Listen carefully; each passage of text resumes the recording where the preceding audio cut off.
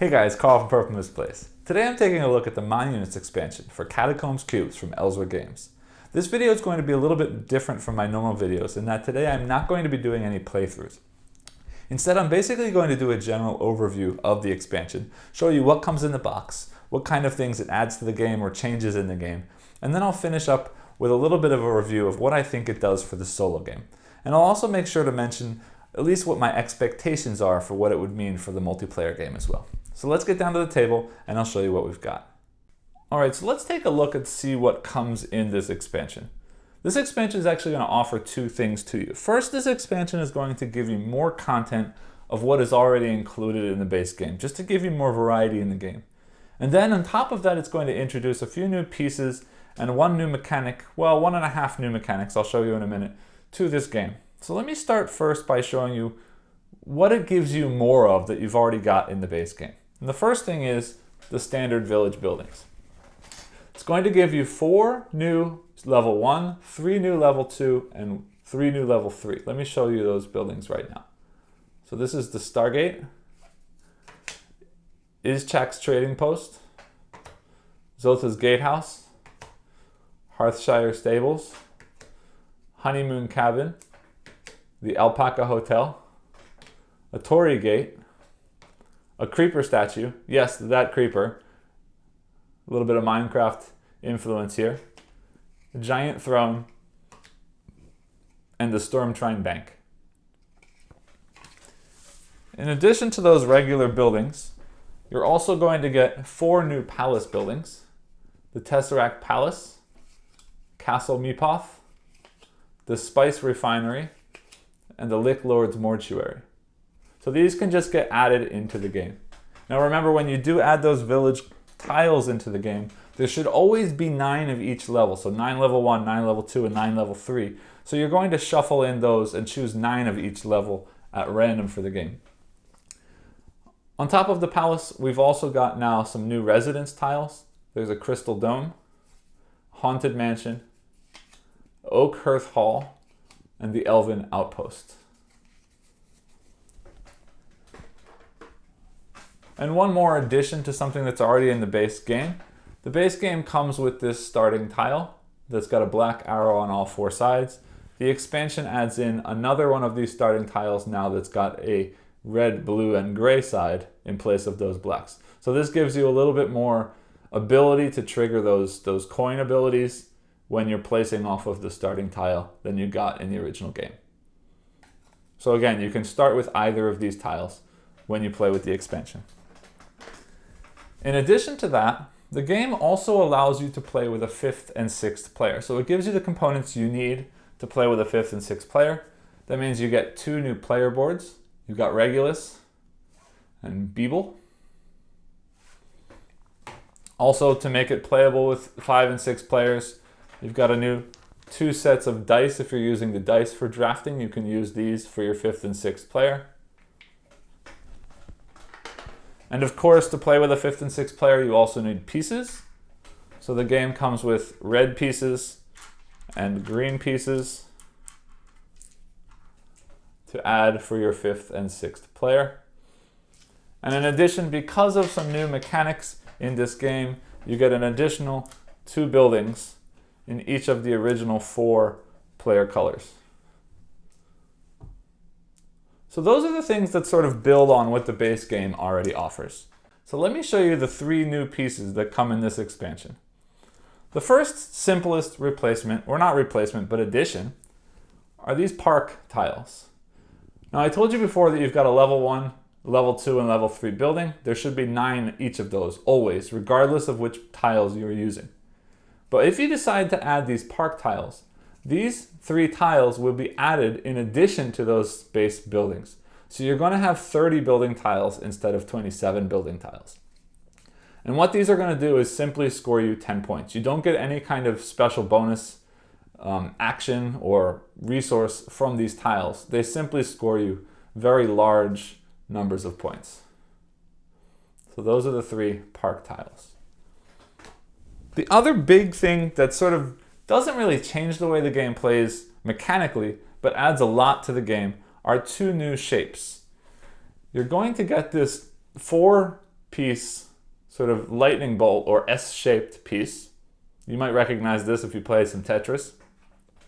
And you're also going to get this 3+1, which is also a 4 shape, L shape piece, also that you might recognize if you've ever played Tetris. So if you're playing a multiplayer game, you will just throw these in with the other shapes and they will be drafted like normal. And if you're playing this solo game, you're actually going to pull out the orange square and the purple T-shape and replace them with these two shapes. So you're not going to have any extra 4-piece shapes, you're just going to replace which 4-piece shapes you're playing with in the solo game. Now because it comes with those shapes, it's also coming with tiles so that those shapes can be drawn during the game.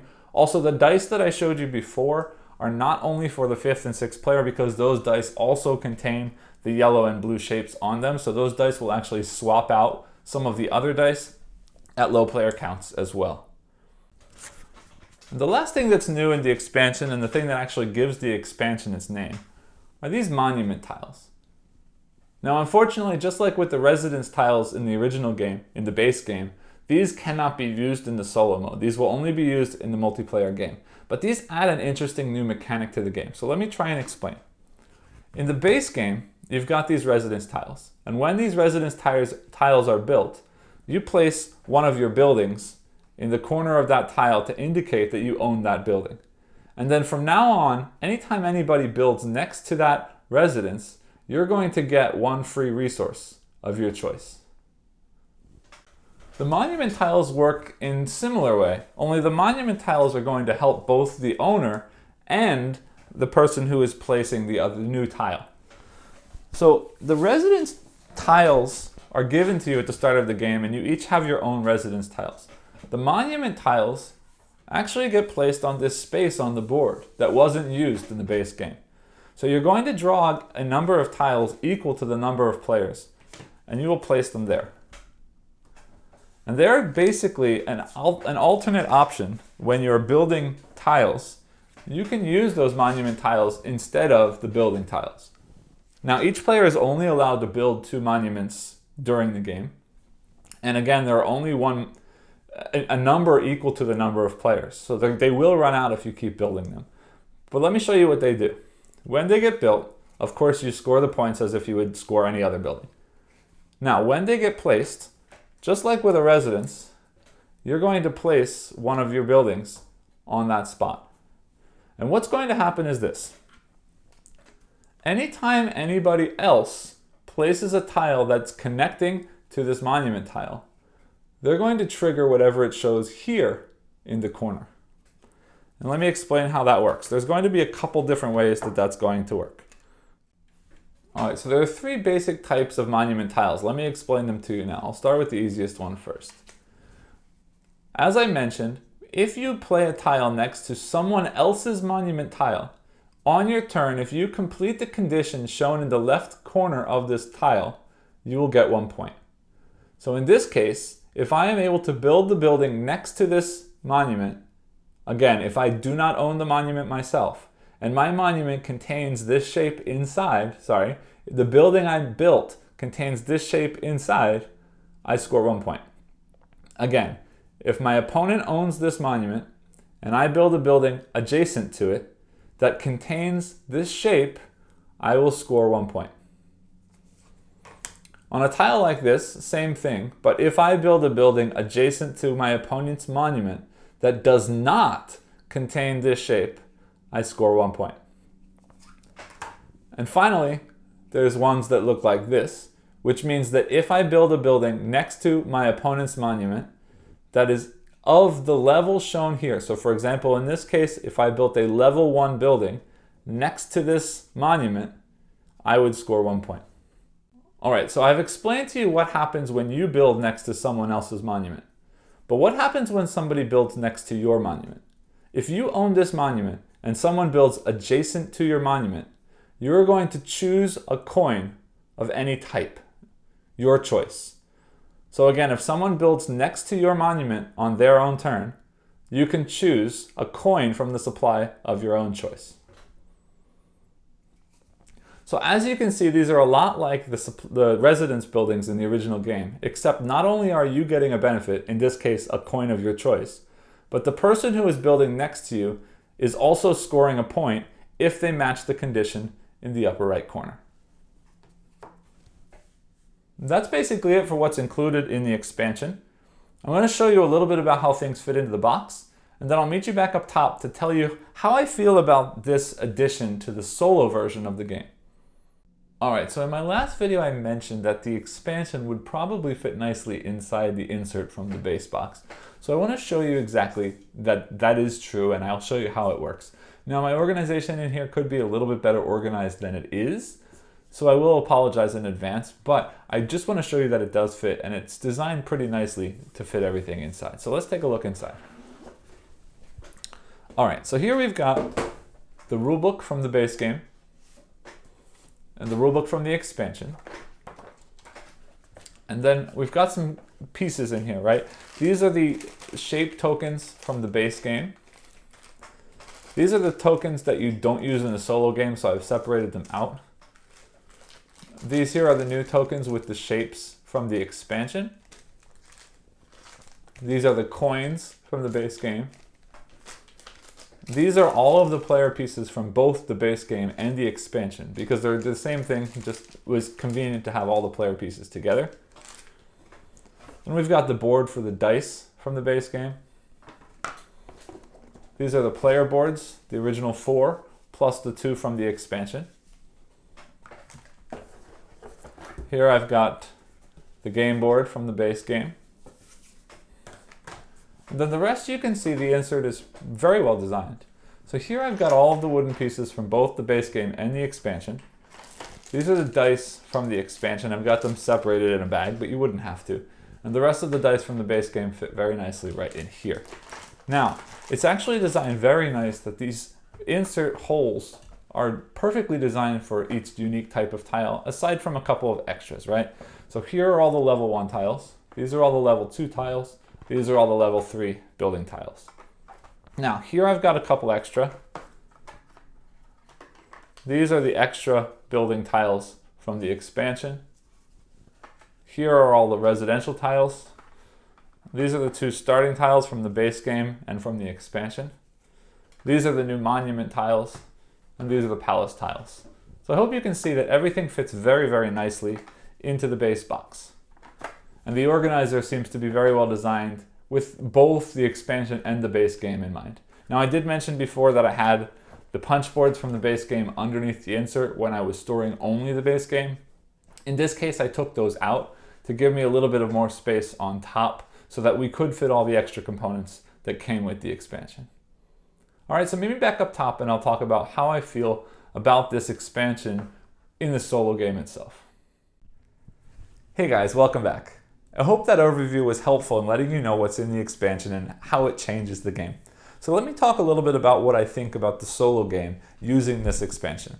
Now I did mention this in my overview and I'll repeat it right now. The bulk of this expansion is the monuments buildings, and unfortunately, again, those monument buildings are not usable in the solo mode just because of how it interacts with player interaction, and with the AI there is no player interaction. In addition, I didn't mention this before, but those parks buildings that I showed you, the high point buildings with the clear connector pieces, those also are not used in the solo game. So basically here what we've got is new village buildings, we've got new palace buildings, and we've got those different new shaped wooden pieces. One more thing worth mentioning, however, is if you use the new wooden shaped pieces, means the blue L shape and the yellow sort of lightning bolt S-shaped piece, if you add those into the game, you actually have to remove the purple T piece and the orange square-shaped piece from the game. And this is because the AI is moving on the board based on the number of squares in the pieces. And to add more 4 square pieces into the game without removing any others would mean that the AI is moving faster a whole lot more often in the game. And that would make things really, really, really difficult in the solo game. So this is a replacement, not an addition for the solo game. That being said, I've played several games both with the original pieces and with the expansion pieces.